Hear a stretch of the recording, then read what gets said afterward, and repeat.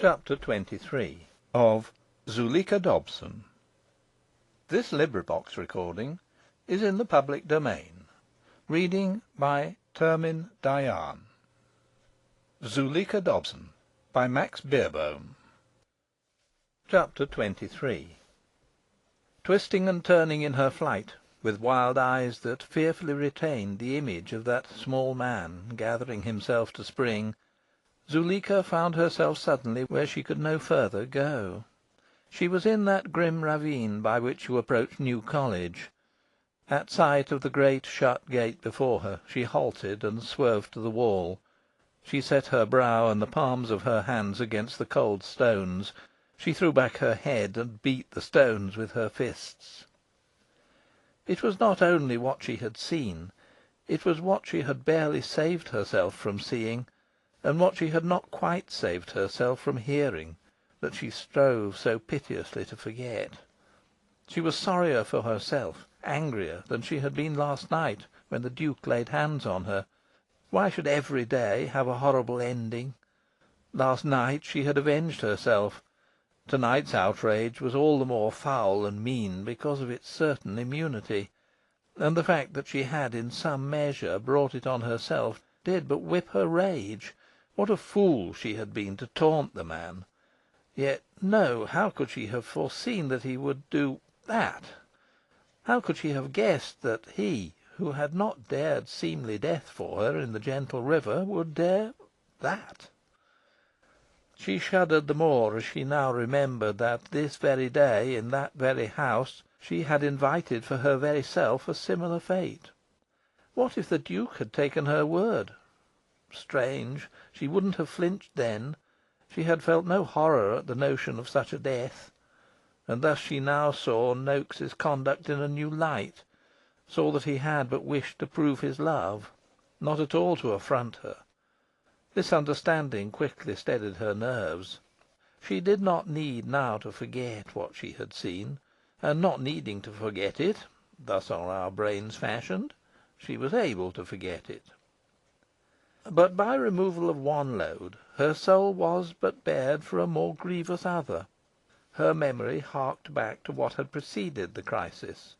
She recalled those moments of doomed rapture in which her heart had soared up to the apocalyptic window; recalled how, all the while she was speaking to the man there, she had been chafed by the inadequacy of language. Oh, how much more she had meant than she could express! Oh, the ecstasy of that self-surrender! And the brevity of it! The sudden odious awakening! Thrice in this Oxford she had been duped. Thrice all that was fine and sweet in her had leapt forth, only to be scourged back into hiding. Poor heart inhibited! She gazed about her. The stone alley she had come into, the terrible shut gate, were for her a visible symbol of the destiny she had to put up with. Wringing her hands, she hastened along the way she had come. She vowed she would never again set foot in Oxford. She wished herself out of the hateful little city to-night. She even wished herself dead. She deserved to suffer, you say? May be. I merely state that she did suffer. Emerging into Catherine Street, she knew whereabouts she was, and made straight for Judas, turning away her eyes as she skirted the Broad, that place of mocked hopes and shattered ideals. Coming into Judas Street, she remembered the scene of yesterday, the happy man with her, the noise of the vast happy crowd. She suffered in a worse form what she had suffered in the gallery of the hall. For now, did I not say she was not without imagination? Her self-pity was sharpened by remorse for the hundreds of homes robbed.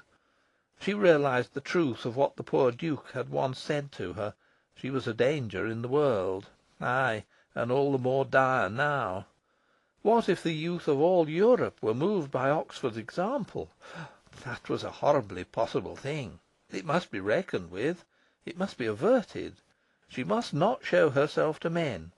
She must find some hiding place and there abide. Were this a hardship, she asked herself?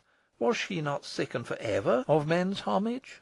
And was it not clear now that the absorbing need in her soul the need to love would never, except for a brief while now and then, and by an unfortunate misunderstanding, be fulfilled. So long ago that you may not remember, I compared her favourably with the shepherdess Marcella, and pleaded her capacity for passion as an excuse for her remaining at large. I hope you will now, despite your rather evident animus against her, set this to her credit, that she did, so soon as she realised the hopelessness of her case, make just that decision which I blamed Marcella for not making at the outset. It was as she stood on the warden's doorstep that she decided to take the veil. With something of a conventual hush in her voice, she said to the butler, "Please tell my maid that we are leaving by a very early train to morrow, and that she must pack my things to night." "Very well, miss," said the butler. "The warden," he added, "is in the study, miss, and was asking for you." She could face her grandfather without a tremor now. She would hear meekly whatever reproaches he might have for her, but their sting was already drawn by the surprise she had in store for him. It was he who seemed a trifle nervous. In his "Well, did you come and peep down from the gallery?" there was a distinct tremor. Throwing aside her cloak, she went quickly to him, and laid a hand on the lapel of his coat. "Oh, poor grandpapa!" she said. "Nonsense, my dear child," he replied, disengaging himself. "I didn't give it a thought. If the young men chose to be so silly as to stay away, I "Grandpapa, haven't you been told yet?" Told? I am a Gallio for such follies. I didn't inquire." "But forgive me, grandpa, if I seem to you for the moment pert. You are warden here. It is your duty, even your privilege, to guard, is it not? Well, I grant you the adage that it is useless to bolt the stable door when the horse has been stolen, but what shall be said of the ostler who doesn't know, won't even inquire whether the horse has been stolen, grandpapa?" "You speak in riddles, Zuleika." "I wish with all my heart I need not tell you the answers. I think I have a very real grievance against your staff, or whatever it is you call your subordinates here. I go so far as to dub them dodderers, and I shall the better justify that term by not shirking the duty they have left undone. The reason why there were no undergraduates in your hall to night is that they were all dead." "Dead?" he gasped. "Dead? It is disgraceful that I was not told. What did they die of?" "Of me." "Of you?" "Yes, I am an epidemic, grandpapa, a scourge such as the world had not known. These young men drowned themselves for love of me." He came towards her. "Do you realise, girl, what this means to me? I am an old man. For more than half a century I have known this college. To it, when my wife died, I gave all that there was of heart left in me. For 30 years I have been warden, and in that charge has been all my pride. I have had no thought but for this great college, its honour and prosperity. More than once lately have I asked myself whether my eyes were growing dim, my hand less steady. No was my answer, and again no. And thus it is that I have lingered on to let Judas be struck down from its high eminence, shamed in the eyes of England, a college for ever tainted and of evil omen." He raised his head. "The disgrace to myself is nothing. I care not how parents shall rage against me, and the heads of the other colleges make merry over my decrepitude. It is because you have wrought the downfall of Judas that I am about to lay my undying curse on you." "You mustn't do that," she cried. "It would be a sort of sacrilege. I am going to be a nun. Besides, why should you? I can quite well understand your feeling for Judas. But how is Judas more disgraced than any other college? If it were only the Judas undergraduates who had..." "There were others?" cried the warden. "How many?" All the boys from all the colleges." The warden heaved a deep sigh. "Of course," he said, "this changes the aspect of the whole matter. I wish you had made it clear at once. You gave me a very great shock," he said, sinking into his arm chair. and I have not yet recovered. You must study the art of exposition." "That will depend on the rules of the convent." "Ah, I forgot that you were going into a convent. Anglican, I hope?" Anglican, she supposed. "As a young man," he said, "I saw much of dear old Dr. Pusey. It might have somewhat reconciled him to my marriage if he had known that my granddaughter would take the veil." He adjusted his glasses and looked at her. "Are you sure you have a vocation?" "Yes, I want to be out of the world. I want to do no more harm." He eyed her musingly. "That," he said, "is rather a revulsion than a vocation. I remember that I ventured to point out to Dr. Pusey the difference between those two things, when he was almost persuading me to enter a brotherhood founded by one of his friends.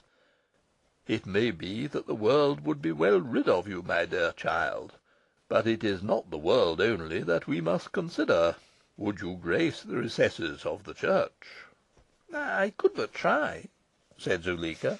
"You could but try are the very words Dr. Pusey used to me. I ventured to say that in such a matter effort itself was a stigma of unfitness. For all my moods of revulsion, I knew that my place was in the world. I stayed there." "But suppose, grandpapa," and seeing in fancy the vast agitated flotilla of crinolines, she could not forbear a smile, "suppose all the young ladies of that period had drowned themselves for love of you?" Her smile seemed to nettle the warden. "I was greatly admired," he said. "Greatly," he repeated. "And you liked that, grandpapa?"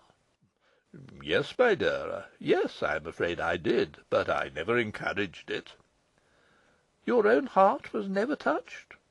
"Never, until I met Laura Frith." "Who was she?" "She was my future wife." "And how was it you singled her out from the rest? Was she very beautiful?" "No, it cannot be said that she was beautiful. Indeed, she was accounted plain. I think it was her great dignity that attracted me. She did not smile archly at me, nor shake her ringlets. In those days it was the fashion for young ladies to embroider slippers for such men in holy orders as best pleased their fancy. I received hundreds, thousands of such slippers, but never a pair from Laura Frith." "She did not love you?" asked Zuleika, who had seated herself on the floor at her grandfather's feet.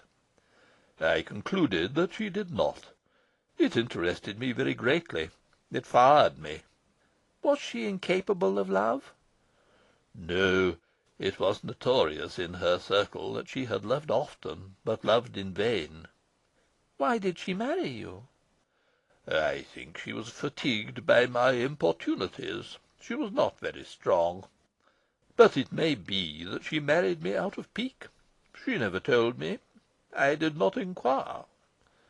"Yet you were very happy with her?" "While she lived, I was ideally happy." The young woman stretched out a hand and laid it on the clasped hands of the old man. He sat gazing into the past. She was silent for a while, and in her eyes, still fixed intently on his face, there were tears. "Grandpapa, dear!" But there were tears in her voice too. "My child, you don't understand. If I had needed pity..." "I do understand so well. I wasn't pitying you, dear. I was envying you a little." "Me? An old man with only the remembrance of happiness?" "You, who have had happiness granted to you. That isn't what made me cry, though I cried because I was glad. You and I, with all this great span of years between us, and yet so wonderfully alike. I had always thought of myself as a creature utterly apart." "Ah, that is how all young people think of themselves. It wears off. Tell me about this wonderful resemblance of ours." He sat attentive while she described her heart to him. But when, at the close of her confidences, she said, "So you see it is a case of sheer heredity, grandpapa," the word "Fiddlesticks!" would out. "Forgive me, my dear. he said, patting her hand. "I was very much interested. But I do believe young people are even more staggered by themselves than they were in my day. And then all these grand theories they fall back on. Heredity! As if there were something to baffle us in the fact of a young woman liking to be admired, and as if it were passing strange of her to reserve her heart for a man she can respect and look up to, and as if a man's indifference to her were not of all things the likeliest to give her a sense of inferiority to him. You and I, my dear, may in some respects be very queer people, but in the matter of the affections we are ordinary enough." "Oh, grandpapa, do you really mean that?" she cried eagerly. "At my age a man husbands his resources. He says nothing that he does not really mean. The difference between you and other young women is that which lay also between me and other young men, a special attractiveness. Thousands of slippers, did I say? Tens of thousands. I had hoarded them with a fatuous pride. On the evening of my betrothal I made a bonfire of them, visible from 3 counties. I danced round it all night." And from his old eyes darted even now the reflection of those flames. "Glorious!" whispered Zuleika. "But she said, rising to her feet, "tell me no more of it. Poor me! You see, it isn't a mere special attractiveness that I have. I am irresistible." "A daring statement, my child. Very hard to prove." "Hasn't it been proved up to the hilt to day?" "To day? Ah, and so they did, really, all drown themselves for you? Dear, dear. The Duke? He too?" "He set the example." "No, you don't say so." "He was a greatly gifted young man, a true ornament to the college.